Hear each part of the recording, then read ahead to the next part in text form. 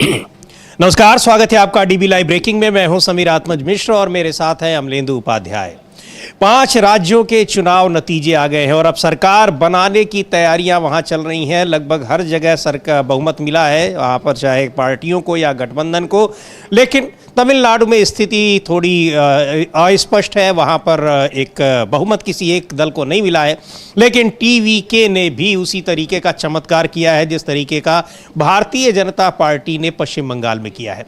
सबकी निगाहें पश्चिम बंगाल के चुनाव पर थीं और नतीजों के बाद भी सबसे ज़्यादा चर्चा पश्चिम बंगाल की हो रही है, क्योंकि जिस तरीके से पूरा पलट गया वहां पर चुनाव और नतीजों में जो दिखाई पड़ा है और उसके पहले जो स्थितियां दिखाई पड़ रही थी उनमें जो एक परिवर्तन दिखाई पड़ रहा है, बदलाव दिखाई पड़ रहा है, उसको लेकर तमाम चर्चाएं चल रही हैं।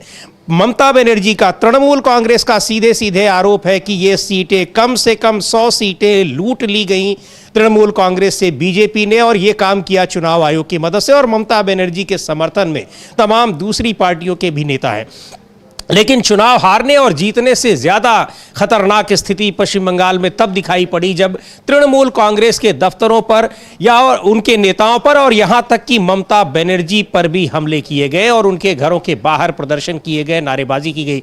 ममता बनर्जी ने खुद कहा कि उनको जहाँ पर मतगणना हो रही थी, मतगणना केंद्र के भीतर उनके साथ मारपीट की गई है। उसको भी हम दिखाएंगे ममता बनर्जी ने क्या कुछ कहा है। लेकिन जिस तरह की हिंसा वहां पर दिखाई पड़ी है पश्चिम बंगाल के अलग अलग इलाकों में चुनाव परिणाम आने से पहले ही, जब ये रुझानों में बीजेपी वहां पर जीतती दिखाई पड़ रही थी, वो सबसे ज्यादा एक हैरान करने वाली बात है कि आखिर चुनाव के नतीजे किसी की जीत और हार वहां पर सरकार बदलने का काम करते हैं। लेकिन क्या इस तरीके से पश्चिम बंगाल में आने वाले समय में यही कुछ होगा? भले ही दिल्ली में प्रधानमंत्री ने कहा कि यह परिवर्तन है, ये वहां पर इसका बदला लेने का मतलब नहीं है, लेकिन वहां पर ऐसा लग रहा है कि बदले की भावना वह लोगों में पहले से ही भरी हुई थी, जिसका अब वहां पर एक तरीके से वो दिखाई पड़ रही है।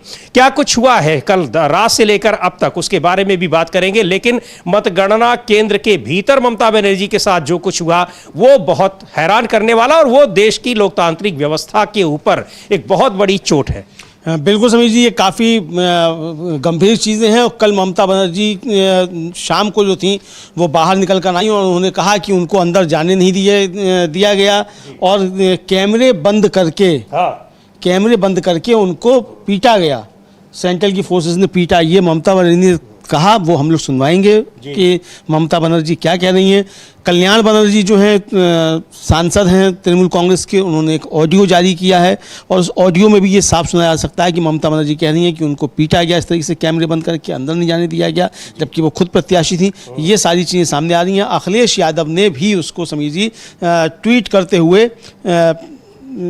सख्त टिप्पणी की है कि क्या अब इस स्तर तक भारतीय जनता पार्टी की राजनीति आ जाएगी, तो ये बहुत खतरनाक संकेत एक तरीके से देखे जा सकते हैं। और हैरानी की बात यह है लेंदु जी, ममता बनर्जी खुद जो मतगणना हो रही है उस केंद्र के बाहर आकर ये मीडिया से बात कर रही है, बयान दे रही है, और अभी तक उस पर चुनाव आयोग ने कोई संज्ञान नहीं लिया है। कोई चुनाव आयोग ने संज्ञान तो छोड़िए समीर जी, संज्ञान तो तब लेगा ना कि जब वहाँ खड़े। सवाल ये कि आपने जब स्पेशल ऑब्जर्वर्स नियुक्त किए थे और आपका कहना था कि साहब चूंकि सूचना मिली है गड़बड़ियां होंगी, तो चुनाव के पास सूचना थी पहले से गड़बड़ियां होंगी। तो जब सूचना थी तो गड़बड़ियां रोकी क्यों नहीं गई? क्यों तृणमूल कांग्रेस आरोप लगा रही कि 100 सीटें लूट ली गई और वो भी चुनाव आयोग ने ही लूट ली? तो क्या ये आपने ऑब्जर्वर लगाए थे चुनाव लूटने के लिए ही लगाए थे? और 3 बजे के बाद से ही तमाम मतगणना केंद्रों से टीएमसी के कार्यकर्ताओं को जबरन मारपीट कर भगाया जा रहा था। पूरी तरीके से जो विजुअल्स आ रहे हैं समीर जी, चूंकि उस कम्युनिटी गाइडलाइंस हैं वो हम लोग दिखा नहीं सकते, बहुत विभत्स जो है वो विजुअल्स हैं।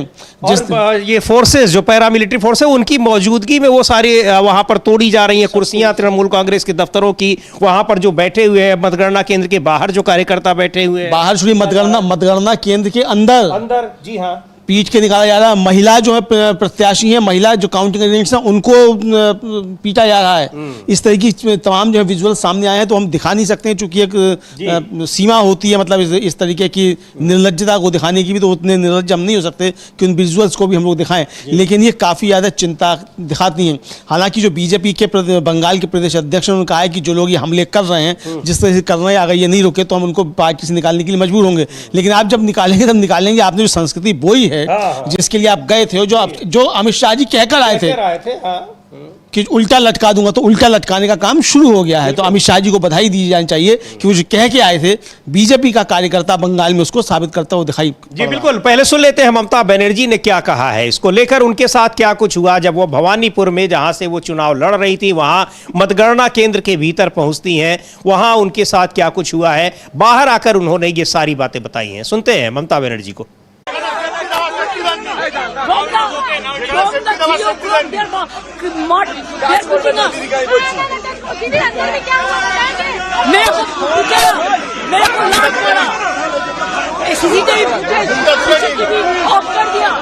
हमारा एक एजेंट को घुसने नहीं दिया, हमको भी के लिए घुसा था। मैंने रिक्वेस्ट किया था कि हमारा एजेंट को घुसने दीजिए। DO assured me they will be allowed after 76 nobody is available but I complain everywhere। तो बहुत गंभीर ये आरोप है कि क्या कुछ किया, लेकिन इसके बाद भी, उनके कहने के बाद भी चुनाव आयोग ने कोई संज्ञान नहीं लिया।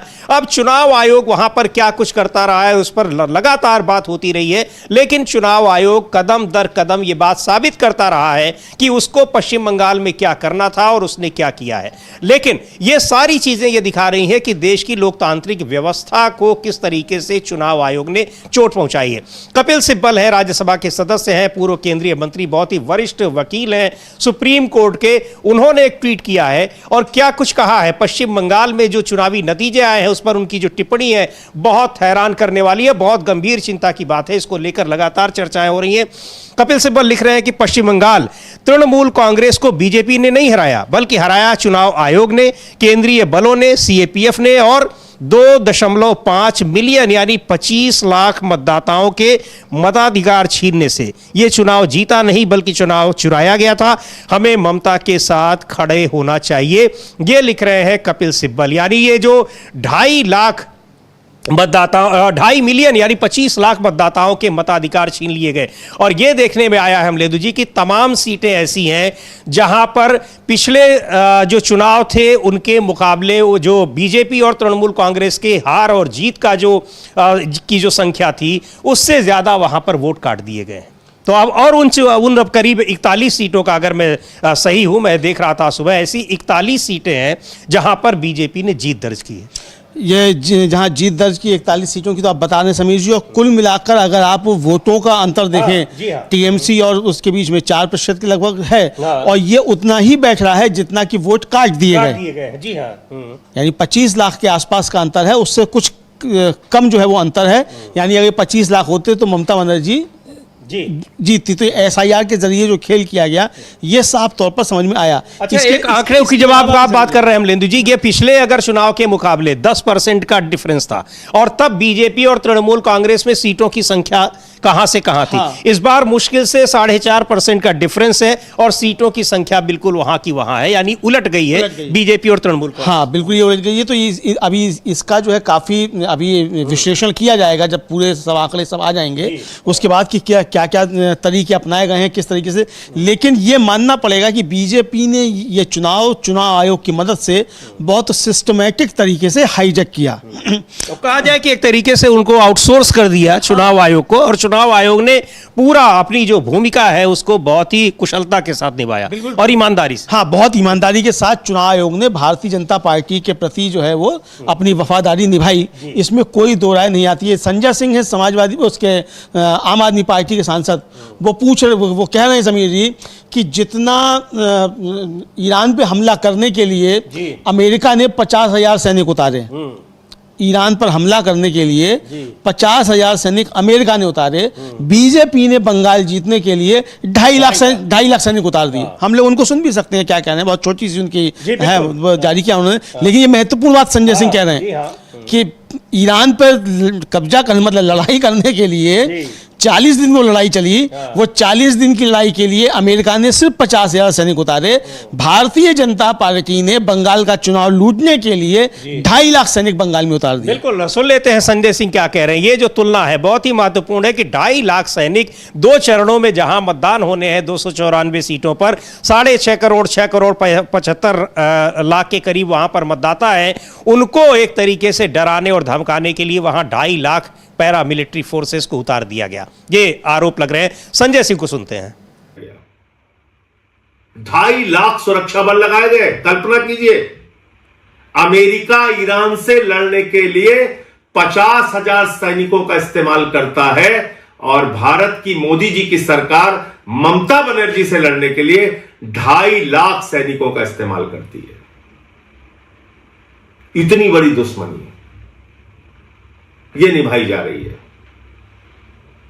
फिर इस चुनाव में यह भी प्रश्न उठता है, तो ये है कि वहां पर 2.5 लाख सैनिक उतार दिए गए, 50,000 सैनिक किसी देश में लड़ाई करने के लिए उतार दिए जाते हैं, तो ये तुलना, लेकिन ये दिखा रहा है कि कितनी तैयारी की थी। और जो अभी बात की गई कि चुनाव आयोग ने अपनी भूमिका का निर्वहन बहुत ही बखूबी किया है और बहुत ईमानदारी के साथ निष्ठापूर्वक किया है, वो दिखाई पड़ रहा है। लेकिन जो ममता बनर्जी जो बात कह रही हैं, जो आरोप लगा रही हैं, उसको लेकर तमाम राजनीतिक दलों ने बहुत गंभीर चिंता जताई है।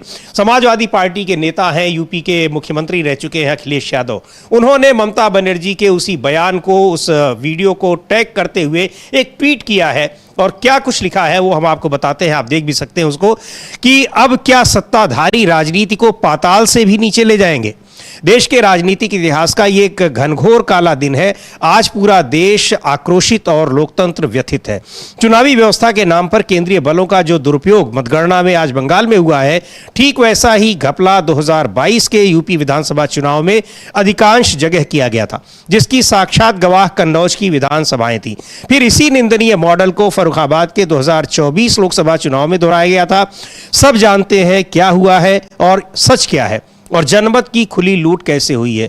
घोर घोर घोर निंदनीय ये चीज उन्होंने लिखी है और ये वास्तव में बहुत गंभीर चिंता का विषय है कि चुनाव हारना जीतना उसके लिए आपने जो कुछ किया, लेकिन 15 साल से जो सत्तारूढ़ पार्टी है उसके साथ वहां पर जीती हुई पार्टी व्यवहार क्या कर रही है। और जीती हुई पार्टी तो छोड़ दीजिए, वहां जो चुनाव कराने वाले मतदान अधिकारी हैं, पैरामिलिट्री फोर्सेज हैं, वहां बाकी लोग हैं, वो क्या कर रहे हैं ये दिखाई पड़ रहा है। क्योंकि वहां पर मतगणना केंद्र के भीतर तो कोई बीजेपी के कार्यकर्ता उन पर हमला करेंगे नहीं, उन पर हमला कौन कर रहा है ये भी बहुत गंभीर सवाल है। हाँ बिल्कुल, सीसीटीवी भी हटा दे रहे हैं। सीसीटीवी बंद करके किया जा रहा है। ममता बनर्जी यही आरोप लगा रही है कि सीसीटीवी बंद करके उनको पीटा गया जी, और फोर्सेस ने पीटा, सेंट्रल की फोर्सेस ने पीटा। ये ममता बनर्जी का आरोप, हम लोग सुनवाया उनको। हाँ। वो यही कह रही है कि सीसीटीवी कैमरे बंद करके सेंट्रल की फोर्सेस ने उनको पीटा, उनको अंदर नहीं जाने दिया, उनके कागज छीन लिए।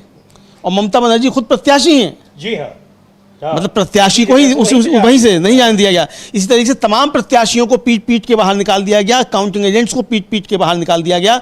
विजुअल्स वायरल हो रहे हैं कि एक टीएमसी का काउंटिंग एजेंट है, उसको तब तक पीटा गया जब तक कि वो पूरी तरीके से लहूलुहान नहीं हो गया। जी हाँ। ये विजुअल वायरल हो रहे हैं खूब। और हम लोग कल दिन में भी जब इस पर, चुनाव पर, नतीजों पर, रुझानों पर चर्चा कर रहे थे अमलेंदु जी, तो लगातार अपडेट नहीं हो रहा था घंटों, और उसके पीछे यही कारण बताया जा रहा था कि धीरे धीरे जहां पर जो एजेंट्स हैं तृणमूल कांग्रेस के या दूसरी विपक्षी पार्टियों के, उनको खासतौर पर वहां से भगाया जा रहा था और उसके बाद मनमानी तरीके से वहां पर काउंटिंग करके नतीजे फिर बाद में देर रात घोषित किए गए। बिल्कुल, इसके बाद नतीजे से वो घोषित किए गए और ये हम लोगों ने समझिए दिन में ही आशंका व्यक्त कर दी थी कि ये शाम तक ले जाएंगे और शाम को फिर लाइट बंद की जाएंगी और बंद करने के बाद फिर इस तरह से किया जाएगा। पूरा बिल्कुल डिट्टो वैसा ही हुआ। और इसीलिए ममता बनर्जी कह रही है कि 100 सीटें जो हैं वो लूट ली गई। और अखिलेश यादव जो 2022 के चुनाव की बात कर रहे हैं, उस समय भी ये बात कही थी, उत्तर प्रदेश में इसी तरीके से चुनाव लूटा गया है। ममता बनर्जी ने भी उस समय कहा था कि 100 सीटें जो हैं वो लूट ली गई हैं उत्तर प्रदेश में। तो ये 100 सीटों का खेल समझिए जो है उत्तर प्रदेश से लेकर बिहार तक और बिहार से लेकर बंगाल तक ये होता वो दिखाई पड़ रहा है। बिहार में भी ये आरोप लगे कि SIR के जरिए वहां खेल किया गया, बाकी जो बच्चा खुचा था वो गड़बड़ियों के जरिए वहां लूट लिया गया चुनाव।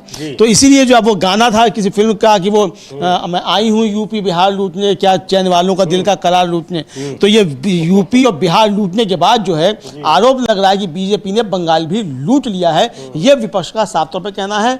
ममता बनर्जी से लेकर अखिलेश यादव तक और राहुल गांधी तक जी यही कह रहे हैं कि ये चुनाव लूटा गया। राहुल गांधी तो और गंभीर बात कही है, यानी अब समीर जी ये समझ में आने लगा है कि सारी की सारी संवैधानिक संस्थाएं जो हैं वो भारतीय जनता पार्टी के सामने सरेंडर कर चुकी हैं। बिल्कुल ये समझ आ सकता है। राहुल गांधी भी जो यही कह रहे हैं कि भाई ये है, अब चारा क्या बचा है कि जब सारी संवैधानिक संस्थाएं जो हैं वो हो जाएं। और ये हम कहेंगे राहुल गांधी का ट्वीट देख लेते हैं कि क्या कुछ वो लिख रहे हैं कि असम और बंगाल में ये बिल्कुल स्पष्ट है कि वहां पर बीजेपी ने चुनाव आयोग की मदद से पूरा का पूरा इलेक्शन जो है लूटा है, चुराया है। हम ममता बनर्जी से की बातों से सहमत हैं। 100 से ज्यादा सीटें बंगाल में चुराई गई हैं, चोरी की गई हैं, और इस चीज को हम लोगों ने पहले भी देखा है। कहां? मध्य प्रदेश में, हरियाणा में, महाराष्ट्र में, लोकसभा चुनाव में 2024 में। और चुनाव चोरी, संस्था चोरी, अब और चारा ही क्या है। अब ये सारी चीजें जो दिखाई पड़ रही हैं, और किस तरीके से पहले भी ये हुआ अमलेंदु जी की वहां महाराष्ट्र में, हरियाणा में, कर्नाटक में मतदाता सूचियों में कैसे हेरफेर किया गया, नाम हटाए गए, नाम जोड़े गए। लगातार वो सारी शिकायतें आ रही हैं, दिख रही हैं। सुप्रीम कोर्ट तक में उनको चुनौती दी गई है, लेकिन चुनाव आयोग पर कोई फर्क नहीं पड़ा। एक वफादारी निभाते हुए सरकार के प्रति, संविधान के प्रति नहीं, जिसके प्रति उसको वफादारी निभाने की जिम्मेदारी दी गई है, जिसकी उसने शपथ ली है, वो सत्तारूढ़ पार्टी के प्रति अपनी निष्ठा और जो वफादारी है उसको निभाते हुए अपने काम को बखूबी अंजाम दे रहा है। बिल्कुल समीर जी, ये एक तरीके से देखा जाए तो ये पूरा है, ये सरकार के प्रति पूरी ईमानदारी के साथ, सरकार भी आप ना कहिए बल्कि भारतीय जनता पार्टी के प्रति, भारतीय जनता पार्टी के प्रति पूरी निष्ठा के साथ चुनाव आयोग काम करता हुआ नजर आया। ये पूरा विपक्ष जो है, समूचा विपक्ष, ये आरोप लगा रहा है। और चुनाव आयोग, अब ये ममता बनर्जी कह रही है कि हमने जो था वो शिकायत की सबसे, चुनाव आयोग से भी शिकायत की, डीईओ से की, जो राज्य के अधिकारी, चुनाव अधिकारी उनसे की, मुख्य चुनाव आयुक्त से की, लेकिन किसी ने इस पर कोई एक्शन नहीं लिया। एक्शन लेंगे क्यों? चूंकि उनको करना ही ये था, करना ही ये था। तो ये चीजें सामने आ गई हैं। और समीर जी, जो कल्याण बनर्जी हैं, उन्होंने जो जारी किया, वो हम लोग जो है वो सुन सकते हैं, जो ऑडियो उन्होंने जारी किया है कल्याण बनर्जी ने। और ये उसमें उन्होंने ट्वीट भी किया है, ऑडियो जारी किया है। और तो उनका ऑडियो एक बार सुनते हैं क्या कहा है। वो कह रहे हैं कि ममता बनर्जी ने भवानीपुर में वोटों की गिनती के दौरान गड़बड़ियों का आरोप लगाया और कहा कि गिनती केंद्रों पर डराया धमकाया गया और उनके एजेंटों को हटा दिया गया। उन्होंने ईवीएम को संभालने में प्रक्रियागत खामियों का भी आरोप लगाया। सुनते हैं जो ऑडियो उन्होंने ट्वीट किया है कल्याण बनर्जी ने। মানে 16 রাউন্ড পর্যন্ত জিতেছি, আর 4টে রাউন্ড বাকি আছে, এবং ওই 5টা রাউন্ড, আর এই 5টা রাউন্ড কিন্তু টোটালটাই আমাদের এরিয়া, মানে 73, 82 এগুলো হচ্ছে আমাদের প্রায় 20-25 হাজার প্লাস হবে। আরো এরা সেই সময় সব গুন্ডাদের নিয়ে ঢুকেছে, ঢুকে একদম পুরো ডিও আরও সিআরপিএফ কে নিয়ে পুরো গাদা গাদা লোক ঢুকে আমাকে তো মারধর করেছে, এজেন্টদের মেরে তাড়িয়েছে, চ্যাংদোলা করে করে বের করেছে সিআরপিএফ এর হেল্প নিয়ে, এবং টোটাল মেশিন কারচুপি করছে। 4টে কাউন্টিং এ আমাদেরকে, 5টা কাউন্টিং এ আমাদের কেউ নেই, এবং একতরফা মেশিন নিয়ে চলে যাচ্ছে উইদাউট সিলিং, এবং আমাদের কাউন্টিং এজেন্টদের উইদাউট প্রেজেন্স। আমরা কিন্তু হলেই বসে আছি, মানে বাইরে বসে আছি, আমাদের ভেতরে ঢুকতে দিচ্ছে না।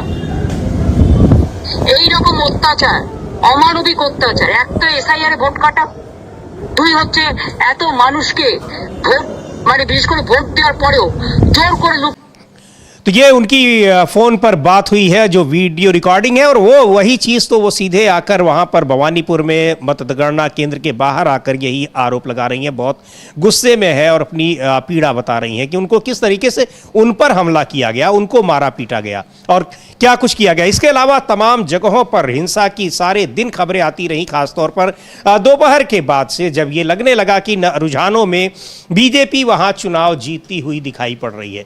कीर्ति आजाद ने ऐसी ही कुछ तस्वीरों को पोस्ट किया है कि कैसे एक पेट्रोल पंप पर, जो किसी तृणमूल कांग्रेस के नेता या कार्यकर्ता का रहा हो, वहां पर टारगेट करके उस पेट्रोल पंप को कैसे तहस नहस कर दिया गया। देखते हैं कीर्ति आजाद का वो ट्वीट।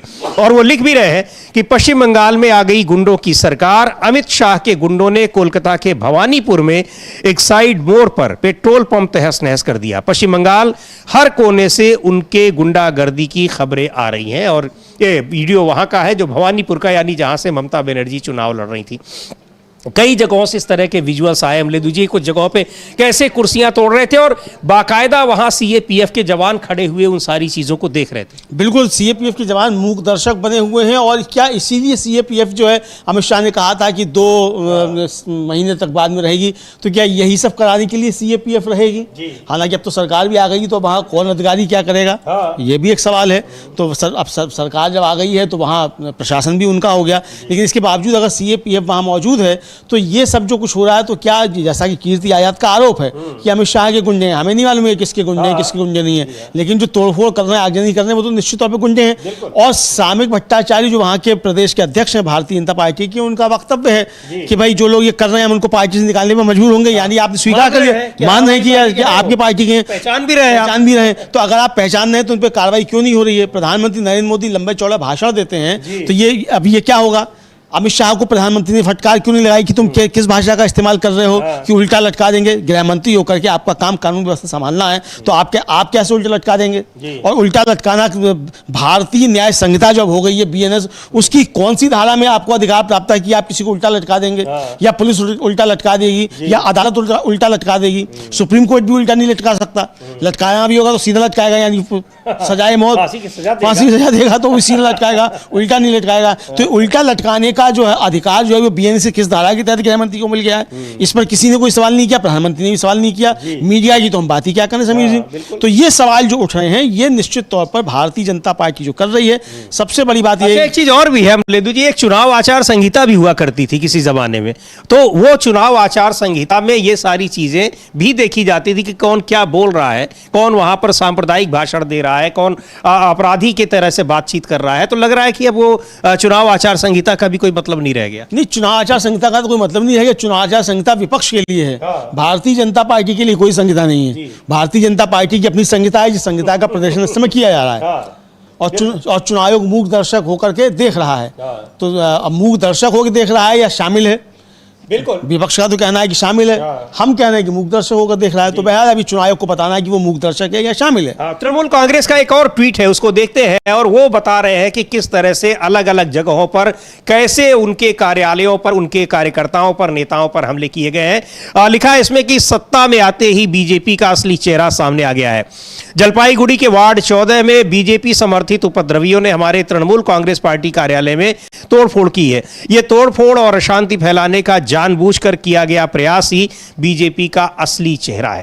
तो ये, और उसकी तस्वीरें भी पोस्ट की है, उसको हम लोग देखेंगे भी। ये है वो ट्वीट तृणमूल कांग्रेस का, कैसे तृणमूल कांग्रेस के दफ्तर को जलपाईगुड़ी में उसको तहस नहस कर दिया गया। और ऐसी तस्वीरें तमाम जगहों से आई हैं। कह रही है ममता बनर्जी खुद, उन्होंने कहा है कि मैंने शिकायत की है, मनोज अग्रवाल को भी मैंने शिकायत की है। मनोज अग्रवाल वही है जो मुख्य निर्वाचन अधिकारी है पश्चिम बंगाल के। मैंने पश्चिम बंगाल CEO, RO, DO सबको शिकायत की, लेकिन वे कुछ नहीं कर रहे हैं। उन्होंने मुझे अंदर नहीं आने दिया। मेरे पास ID कार्ड है, फिर भी वे मुझे अंदर नहीं जाने दे रहे। ये नैतिक जीत नहीं है, ये अनैतिक जीत है। चुनाव आयोग, सेंट्रल फोर्स, प्रधानमंत्री और गृह मंत्री ने जो किया है वो पूरी तरह अवैध है। SIR से शुरू करके EVM मशीन लूट कर इन्होंने ये सब जानबूझकर किया है। लूट ही, सिर्फ लूट और लूट हुई है। अब इसके बाद उन्होंने, भारतीय जनता पार्टी ने वहां 206 सीटें जीती हैं।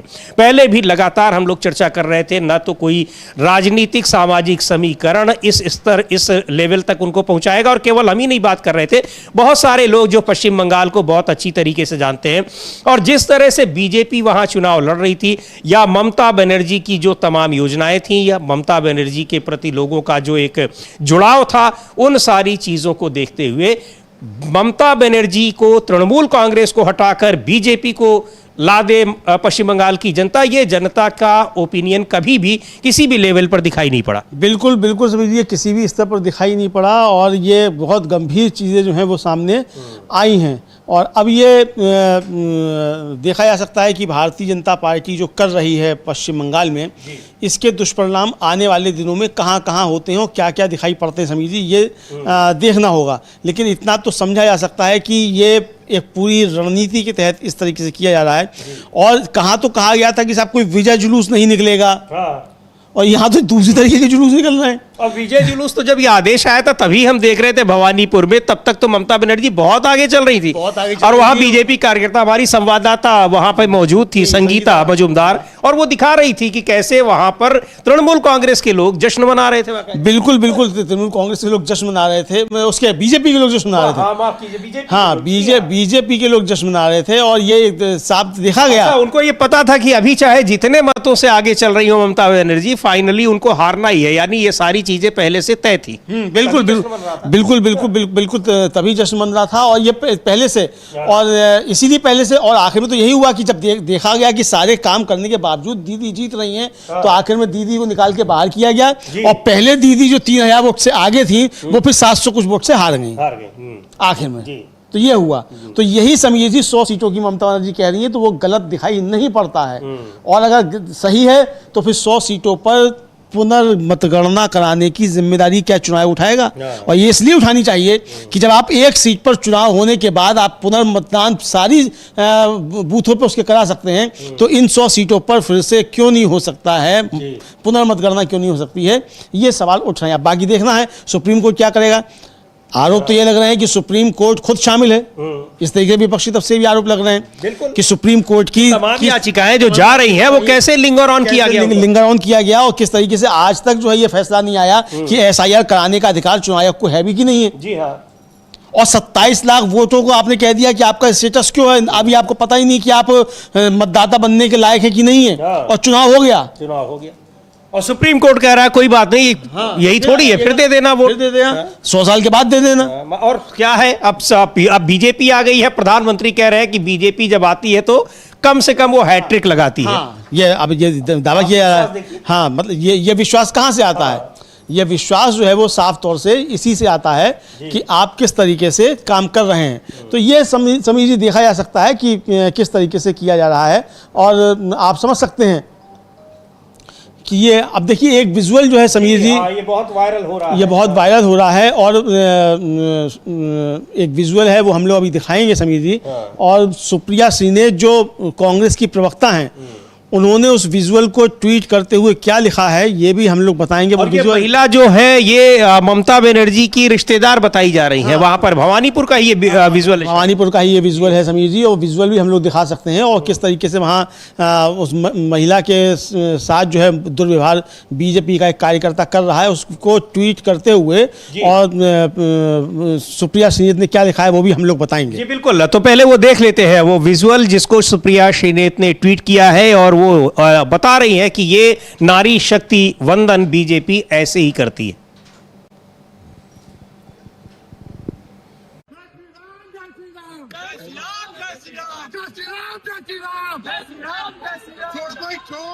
चोर भाई को कौन, चोर कौन, जय श्री राम, जय श्री राम, चोर भाई को कौन,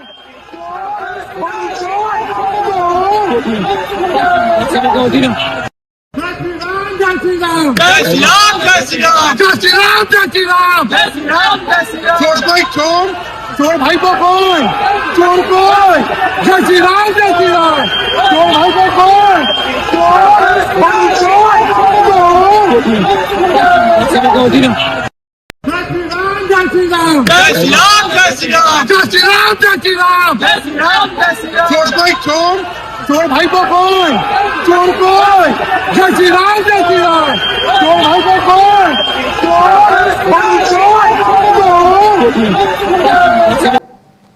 और सुप्रिया श्रीनेत ने इस वीडियो को, ये बहुत वायरल है, कई लोगों ने इसको शेयर किया है, सुप्रिया श्रीनेत ने इसको शेयर करते हुए क्या लिखा है वो हम बता रहे हैं, आप भी देख सकते हैं उसको, कि पीले कुर्ते में जो आदमी इस महिला को आतंकित कर रहा है वो एक खतरनाक दरिंदा है, ऐसे लोगों से ही लड़कियों को बचकर रहने की जरूरत है। ये लफंगा हमारे आराध्य प्रभु श्री राम का नाम बदनाम कर रहा है, इससे नरेंद्र मोदी नारी वंदन कराएंगे, सवाल उठा रही है वो कि ये इस तरीके से वहां पर ये किया जा रहा है। और महिला को कई लोगों ने बताया, हम ये नहीं उसकी पुष्टि करते हैं, कई लोग कह रहे हैं कि ये ममता बनर्जी की रिश्तेदार हैं जो वहां पर उस समय मतगणना जब हो रही थी वहां पर ये भी मौजूद थी, और उनकी रिलेटिव हैं, उनके साथ ये इस तरीके से वहां पर तमाम जो बीजेपी के लोग हैं वो आकर कैसे उनको परेशान कर रहे हैं। तो ये बहुत सारी चीजें हैं और तमाम आरोप लग रहे हैं, लेकिन बड़ा सवाल यही है कि आखिर आरोप अगर ये लग भी रहे हैं तो इनका निराकरण कौन करेगा? आरोप तो लग ही उसी संस्था पर रहे हैं जिसके ऊपर इनके निराकरण की जिम्मेदारी है। बिल्कुल समझिए, इनके ऊपर इसके निराकरण की जिम्मेदारी है, उसी के ऊपर आरोप लग रहे हैं। और संजय राउत जो हैं वो समीर जी भारत रत्न की मांग कर रहे हैं अब ज्ञानेश कुमार के लिए। अभी तक तो हिमंता विश्व शर्मा ज्ञानेश कुमार के लिए भारत रत्न की मांग कर रहे थे, अब विपक्ष की तरफ से भी मांग की जा रही है ज्ञानेश कुमार जो हैं वो उनको भारत दिया जाए। तो ये असाधारण और आश्चर्यजनक काम है। आप बिल्कुल है, इंडिया गेट पर लाकर दिया जाए। हम लोग सुन सकते हैं कि संजय राउत जो हैं वो क्या कह रहे हैं। अभी उनका बाइट आई है, वो कह रहे हैं कि भाई ज्ञानेश कुमार को जो है इंडिया गेट पर लाकर सम्मान दिया। एक असाधारण तरीके से भारत रत्न वैसे तो राष्ट्रपति भवन में वहां पर बुलाकर दिया जाता है सम्मानित, लेकिन सार्वजनिक रूप से कि इंडिया गेट पर लाकर उनको भारत रत्न दिया जाए और सम्मानित किया जाए। क्यों दिया जाए ये बता रहे हैं संजय राउत। एक बार सुनते हैं उनको, और वो कह रहे हैं कि ज्ञानेश कुमार गुप्ता को क्यों दिया जाना चाहिए भारत रत्न। डेफिनेटली राहुल गांधी बार बार बोल रही थी ममता दीदी का ये बहुत बड़ा अपराध है, राहुल गांधी की बात मानी नहीं। अगर राहुल गांधी जी के साथ ममता दीदी बैठती, चर्चा करती, तो कुछ नतीजा और भी आ जाते। राहुल गांधी ने जो जो कहा है वो सच हो गया है। दूरदृष्टि वाला नेता है, विजन है उनको। तो इलेक्शन कमीशन को धन्यवाद करना ही चाहिए। और जो ज्ञानेश कुमार जी है उनको इंडिया गेट के सामने लाकर उनका बीजेपी ने सत्कार करना चाहिए, सम्मान करना चाहिए, और उनको भारत रत्न भी देना चाहिए, और नोबेल पुरस्कार के लिए उनका नाम भी आगे भेजना चाहिए। जिस तरह से चुनाव आयोग ने काम किया है देश में, अभी के चुनाव आयोग ने लोकतंत्र नहीं है उससे, इसमें लोकतंत्र और निष्पक्ष चुनाव नहीं कहते उसको। ये बीजेपी के साथ उनका अलायंस हो गया, इसलिए बीजेपी जीत गई। तो ये बहुत महत्वपूर्ण बात कह रहे हैं, तंज कस रहे हैं अमलेंदु जी, लेकिन जो बात कह रहे हैं कि क्यों दिया जाना चाहिए, तो ये इसलिए दिया जाना चाहिए। और नोबेल पुरस्कार तक की बात कर रहे हैं हम लोग, तो केवल भारत रत्न तक समझे थे, सुने थे, लेकिन वो कह रहे हैं कि नहीं नोबेल, उसके बाद नोबेल पुरस्कार। ओबामा के प्रतिद्वंदी बन गए। हाँ, ओबामा के, अरे माफ कीजिए, ट्रम्प से प्रतिद्वंदिता जो है वो हो गई है। और अब देखना होगा कि ट्रम्प साहब जो है वो क्या करते हैं ज्ञानेश कुमार जी का, क्योंकि यहाँ तो मांग उठने लगी है कि नोबेल पुरस्कार जो है ट्रम्प को मतलब ना देकर जो है ये दिया जाए ज्ञानेश कुमार को।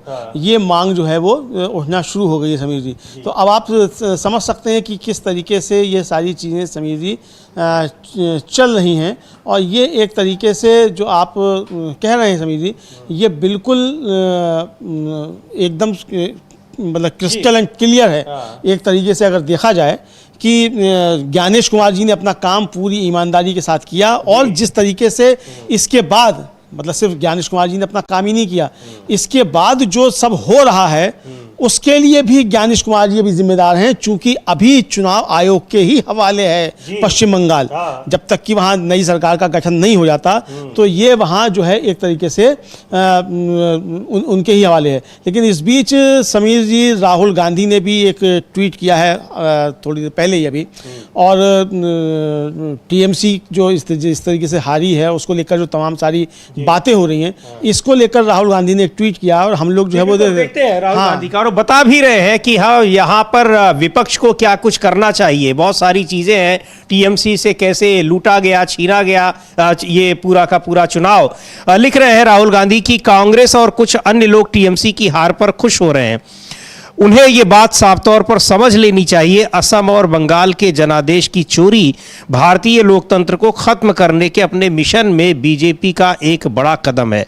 छोटी मोटी राजनीति को एक तरफ रख दें, ये किसी एक पार्टी या दूसरी पार्टी की बात नहीं है, ये बात है, ये महत्वपूर्ण बात है। और अपनी पार्टी के लोगों को भी वो इसमें लपेट रहे हैं। लेकिन बहुत गंभीर बात कही है अमलेंदु जी, आप ये देखिए जितनी क्षेत्रीय पार्टियां थी, राहुल गांधी शुरू से एसआईआर का मुद्दा उठा रहे, कोई उनकी तरफदारी करने वाली बात नहीं है। लेकिन जो मुद्दे हैं, महाराष्ट्र चुनाव से आप शुरू करिए, वैसे तो पहले से ही ईवीएम पर बहुत सारे सवाल उठ रहे थे, लेकिन ये वोटर लिस्ट को ही बदल देने वाला जो खेल शुरू हुआ है महाराष्ट्र के चुनाव के बाद, तब से लेकर अब तक कितनी बार राहुल गांधी ने हर चुनाव में उदाहरणों के जरिए, वहां पर सबूतों के जरिए, पावर पॉइंट प्रेजेंटेशन के जरिए जिनके नाम हटाए गए और जिनके नाम से हटवाए गए उन सारे लोगों को पेश कर ये सारा मुद्दा वो लगातार उठाते रहे। लेकिन क्षेत्रीय पार्टियों का समर्थन उस तरीके से नहीं मिल पाया, हालांकि और कुछ दलों ने किया जरूर। अब आप ये देखिए कि धीरे धीरे सभी क्षेत्रीय पार्टियां जहां जहां सत्ता में थी सबको खत्म कर दिया।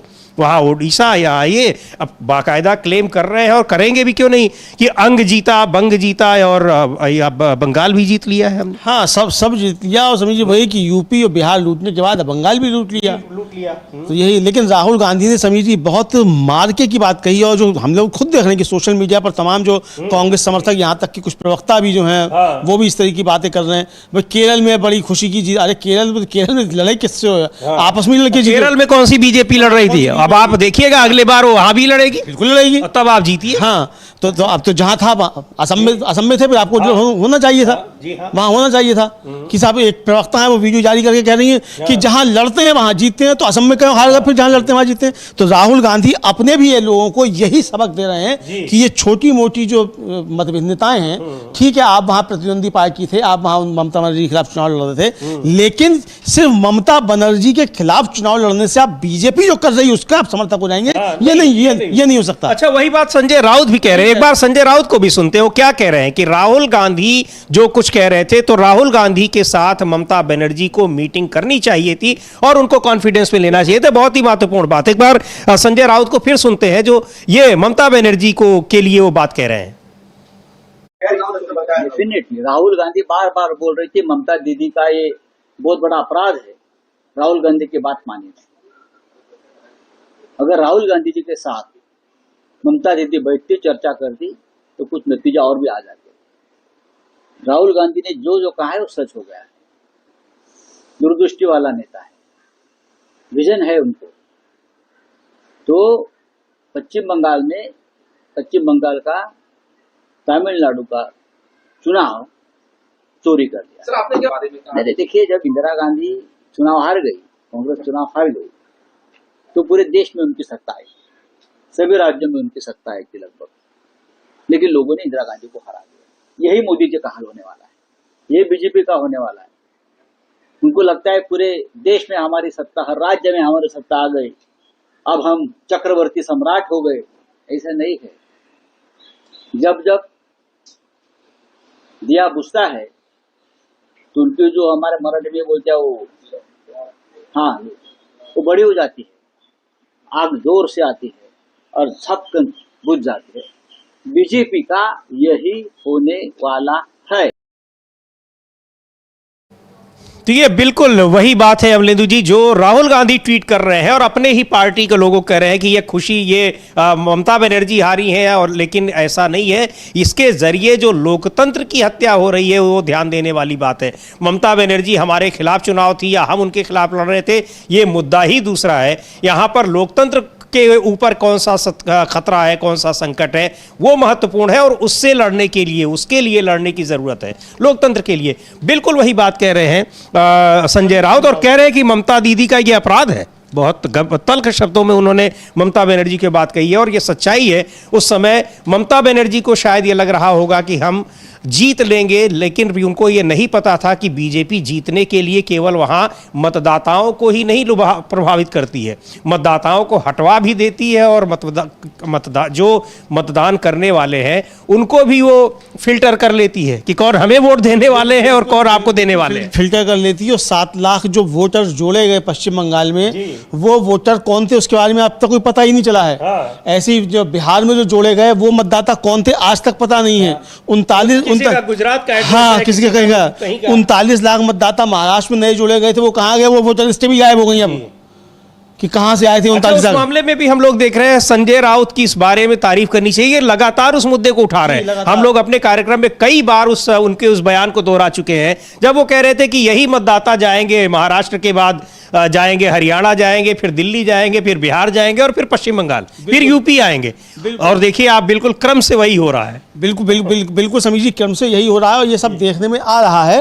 और इसको लेकर समाजवादी पार्टी का जो मीडिया सेल है समीर जी, उसने एक ट्वीट किया है, और वो बहुत महत्वपूर्ण जो है बातें उस ट्वीट में भी कही गई हैं और हम अपनी टीम से कहेंगे वो ट्वीट दिखा भी सकते हैं, लेकिन आप इसको बताइए कि बिल्कुल। ये पोस्ट है और ये पोस्ट शायद जो है शायद योगेंद्र यादव की या जिस किसी की भी हो, मतलब उन्होंने ट्वीट किया है योगेंद्र यादव का चित्र साथ में लगाकर। लेकिन पढ़िए आप। ये बात कह रहे हैं कि भाजपा का चुनावी जीत का मॉडल एसआईआर के जरिए भाजपा चिन्हित करती है, असल और जीवित दलितों पिछड़ों के वोट कटवा रही है और मृतक वोटरों के नाम फर्जी तरीके से जोड़े जा रहे हैं।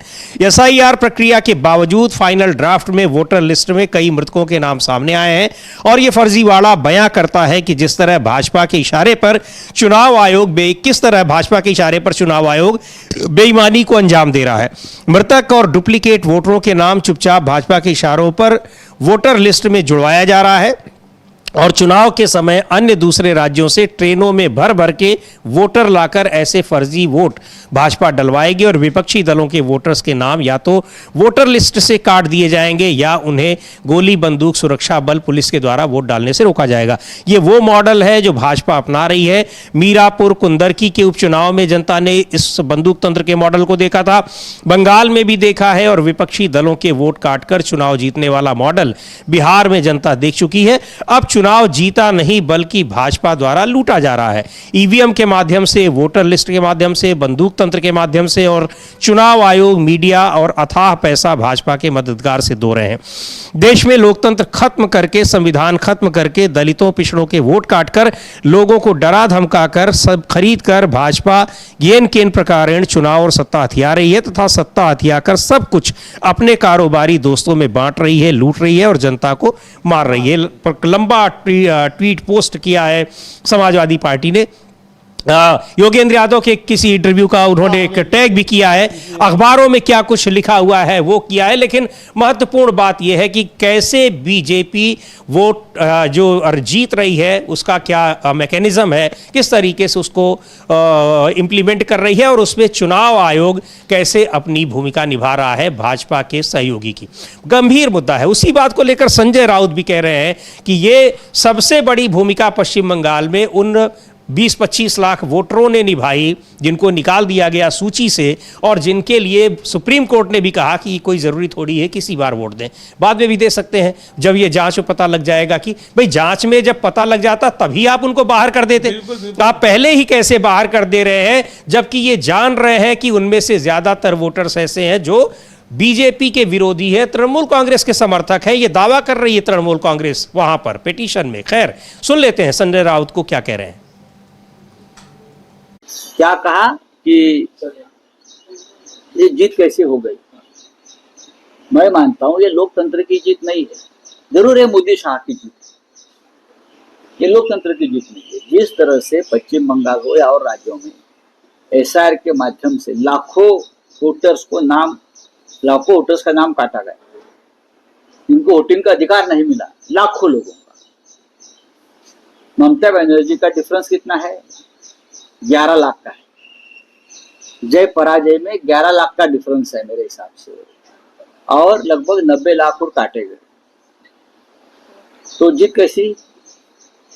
तो मोदी शाह की जीत हो सकती है। जिस तरह से देश के प्रधानमंत्री, गृह मंत्री एक महीना तक डेरा डालकर बैठे थे पश्चिम बंगाल में, तमिलनाडु में, क्योंकि उनको किसी भी हालत में ममता जी को हराना ही था। वो क्या प्रूफ, पाप से या पुण्य से, लेकिन पाप से हरा दिया। इस प्रकार का चुनाव मैंने पाकिस्तान में देखा है, रशिया में भी देखता हूं मैं, अजरबैजान जैसे देश में मैंने चुनाव देखा है। इस प्रकार का चुनाव होता ही नहीं हुआ।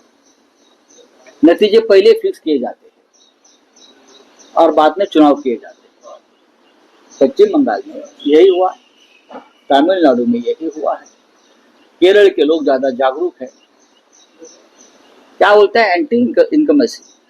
असम में क्यों नहीं भाई, कौन सा बड़ा काम किया वहां के मुख्यमंत्री ने? सबसे ज्यादा ये जो है एंटी इनकमेसी तो मोदी जी के खिलाफ चल रही थी, चलनी चाहिए।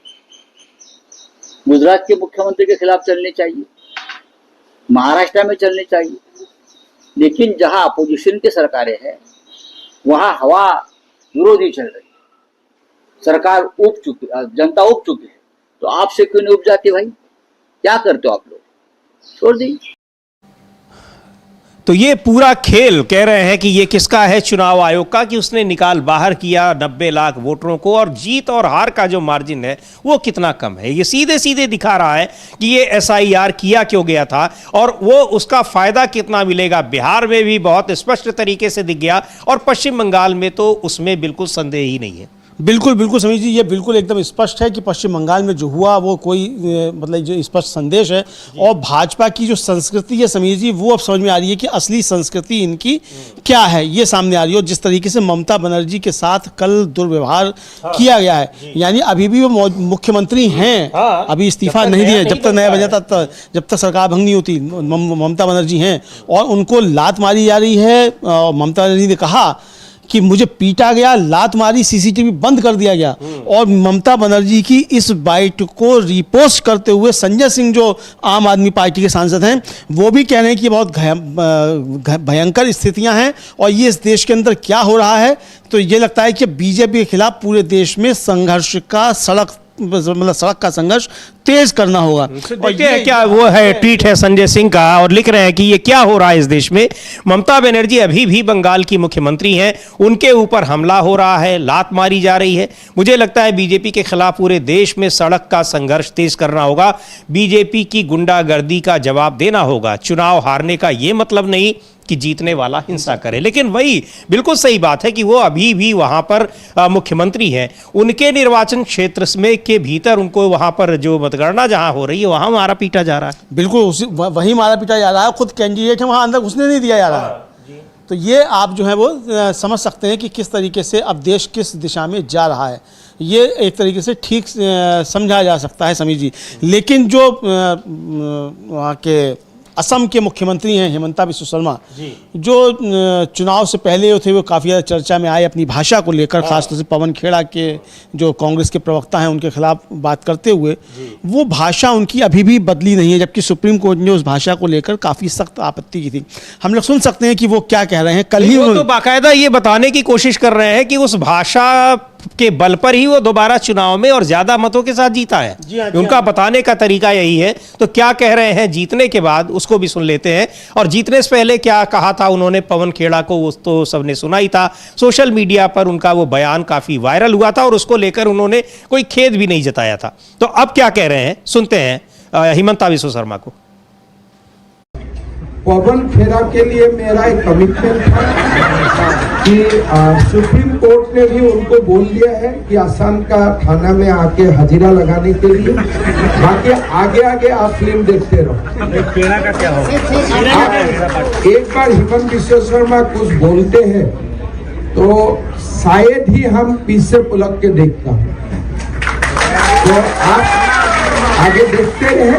लेकिन पवन खेड़ा जी को मैं एक धन्यवाद देना चाहता हूँ। पवन खेड़ा जी का जो एलिगेशन रहा एक असम का बेटियों का ऊपर, इससे लोगों को काफी इमोशनल किया।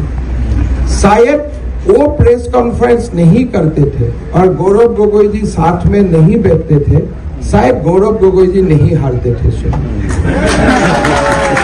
इसलिए वो लांछन मेरा ऊपर नहीं था, एक असम का बेटियों का ऊपर था। तो असम का जनता ने उनको पेरा बना दिया है और आगे जाके थोड़ा मेरा भी जिम्मेदारी बाकी रहेगा, वो भी मैं जिम्मेदारी पूरा करूंगा।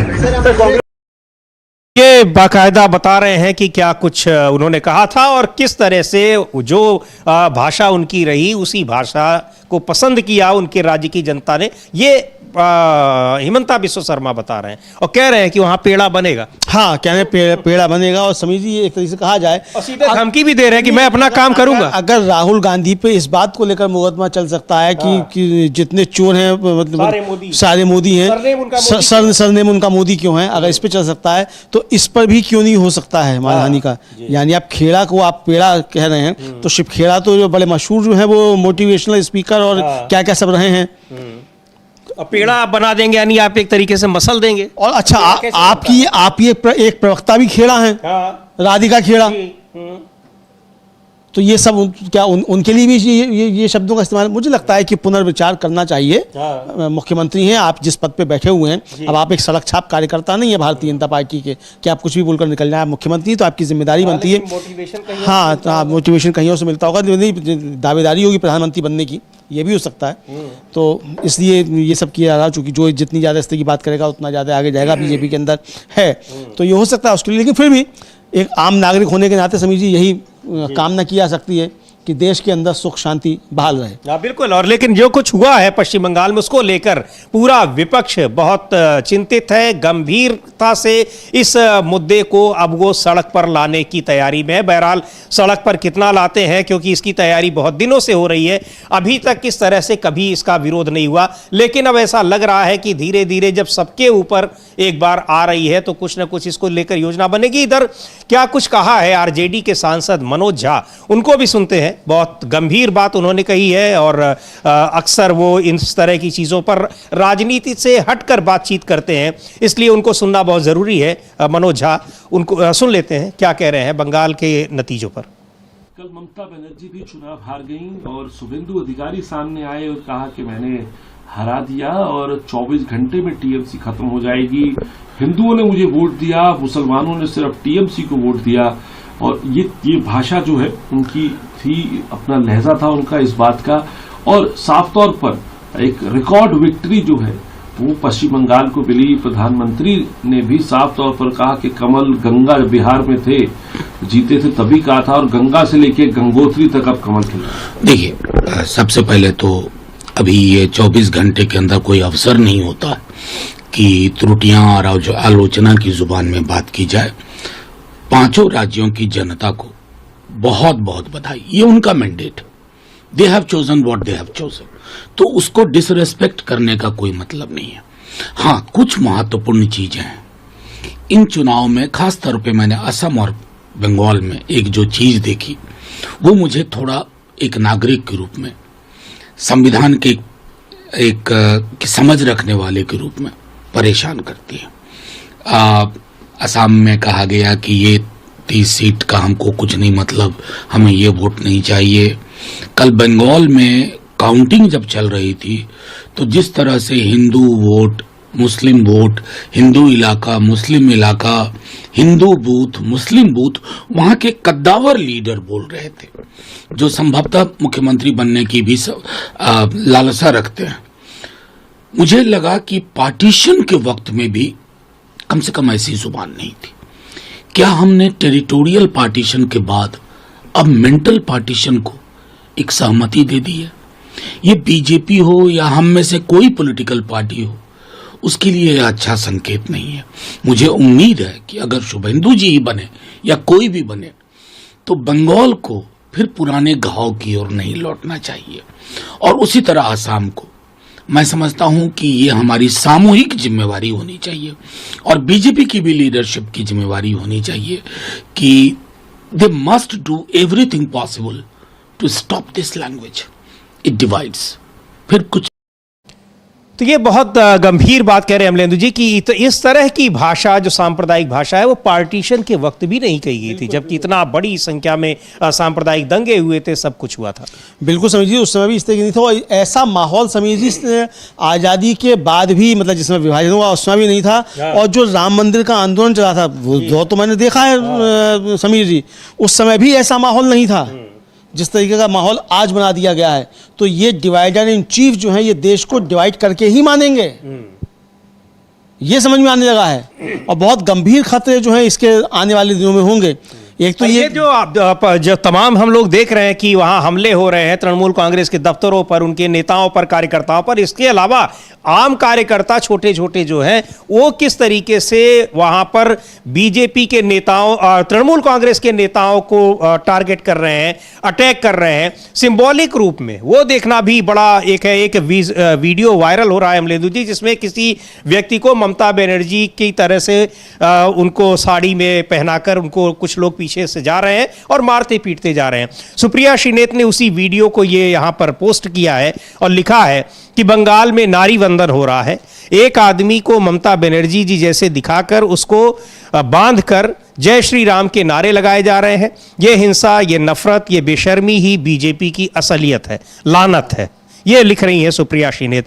तो ये सारी चीज़ें वहाँ पर हो रही हैं। कल प्रधानमंत्री ने कहा कि ये बदलाव होगा, बदला नहीं होगा, लेकिन ऐसा लग रहा है कि बदलाव तो जब आएगा आएगा, और कैसा बदलाव आएगा, बाकी राज्यों में जो बदलाव लाई है बीजेपी वैसा ही होगा या कुछ अलग होगा, लेकिन बदला किस तरीके से लिया जा रहा है वो कल दोपहर से ही दिखाई पड़ने लगा है। स्थितियां वहां पर दिख रही हैं। इधर बीच इन नतीजों को लेकर कांग्रेस के प्रवक्ता हैं सुरेंद्र राजपूत, उनको भी सुनते हैं क्या कह रहे हैं। और लगातार जिस तरीके से ये खबरें आ रही हैं, वहां पर हिंसा वाली खबरें आ रही है, वो बहुत हैरान करने वाली है। उसी पर टिप्पणी की है सुरेंद्र राजपूत ने भी, सुन लेते हैं उन्हें। देखिए, देश में लोकतंत्र और जनतंत्र की जीत हुई है, लेकिन भारतीय जनता पार्टी और चुनाव आयोग ने जिस तरीके से पश्चिम बंगाल और असम में धर्म का इस्तेमाल किया और प्रशासनिक मशीनरी का इस्तेमाल किया, उससे कहीं ना कहीं संविधान कमजोर हुआ, लोकतंत्र कमजोर हुआ है।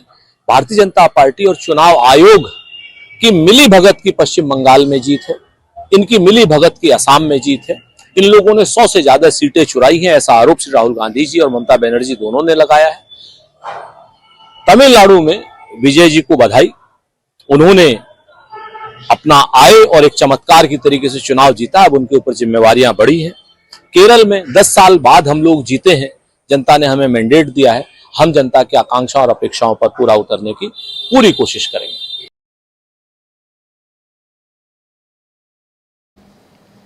तो ये बीजेपी और चुनाव आयोग की जीत है। 100 से ज़्यादा सीटें चुराई हैं बीजेपी के साथ मिलकर चुनाव आयोग ने, ये आरोप ममता बनर्जी का है। लेकिन जो नतीजे पश्चिम बंगाल में आए हैं और नतीजों के बाद जो कुछ पश्चिम बंगाल में हो रहा है वो बहुत हैरान करने वाला है। देखते हैं इस पर चुनाव आयोग क्या संज्ञान लेता है, चूंकि अभी भी पूरी मशीनरी चुनाव आयोग के ही पास है और वो ममता बनर्जी के साथ जो कुछ हुआ है वहां पर काउंटिंग सेंटर में, उस पर अभी तक तो संज्ञान नहीं लिया है। आगे कुछ करता है या नहीं, इस पर रहेगी हमारी निगाह। बने रहिए आप डीबी लाइव के साथ तमाम खबरों के लिए, रिपोर्ट्स के लिए और विश्लेषण के लिए। इस कार्यक्रम को अब यहीं समाप्त करते हैं।